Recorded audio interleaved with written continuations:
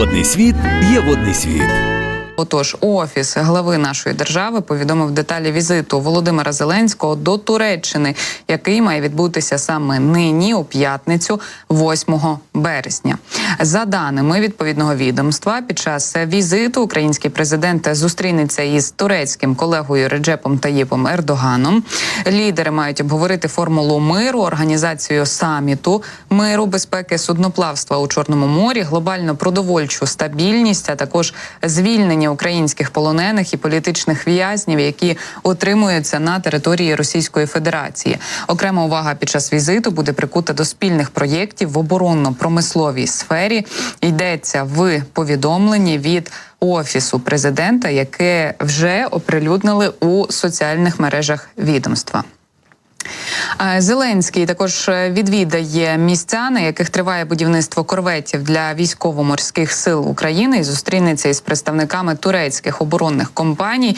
Бачите, важливий візит. Очікуємо на наступні деталі і, можливо, будуть спільні рішення або спільні заяви, які стануть корисними для нашої країни у майбутньому. Важливий візит, тож чекаємо на його результати і подальші повідомлення від українського президента Володимира Зеленського. Зараз ми з вами робимо такий геополітичний стрибок і переходимо на територію Євросоюзу. Зокрема, поговоримо з вами про Брюссель та ті деталі і ті події, які зараз відбуваються там. Просто нині, 8 березня, з'явилася інформація про те, що Україна виконала додаткові рекомендації Єврокомісії, які потрібні для старту перемовин про вступ. Про це заявив посол України при ЄС Всеволод Ченцов у ході дискусії у тамтешньому аналітичному центрі. За його словами, про свої досягнення Україна вже повідомила Єврокомісію, а тепер Київ чекає надії з боку Євросоюзу, яким буде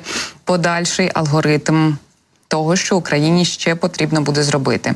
Очікується, що комісія надасть звіт, підготує доповідь, яка буде представлена у Раді, і ми розпочнемо переговори якомога швидше, говорить посол України при ЄС. Разом з тим, наша держава чекає також на переговорні рамки від Єврокомісії, які має затвердити Рада Євросоюзу. У ході дискусії наш посол ЄС при Україні Катерина Матернова зазначила, що Київ дуже добре підготувався до того етапу, на якому перебуває зараз.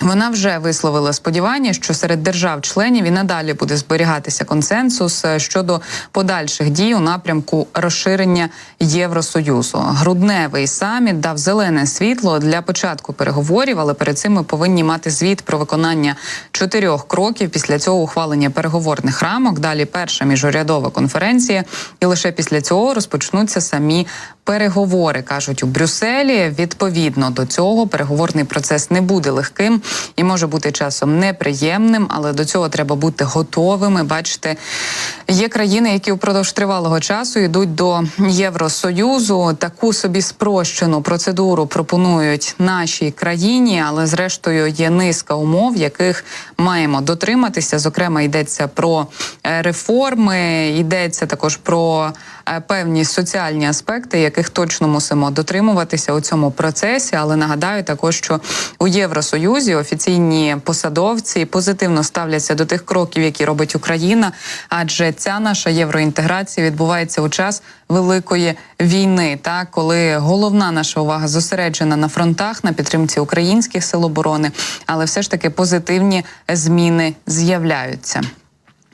Ну і загалом про ось ці умови для початку переговорів говоримо разом із вами. Єврокомісія рекомендувала розпочати переговори про вступ після того, як Україна ухвалить запропонований урядом закон про збільшення штатної чисельності Національного антикорупційного бюро України, виключить із закону про запобігання корупції положення, які обмежують повноваження на НАЗК продовженням перевірки активів, що вже пройшли процес перевірки, обмежують повноваження цього органу щодо перевірки майна, придбаного декларантами вимогами до вступу на державну службу. Ухвалить закон про лобіювання згідно з європейськими стандартами у межах деолігархізації.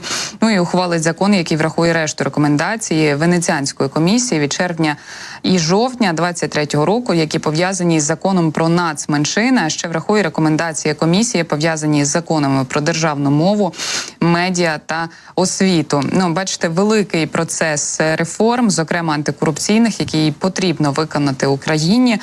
Тож чекаємо на детальнішу інформацію і від наших офіційних осіб.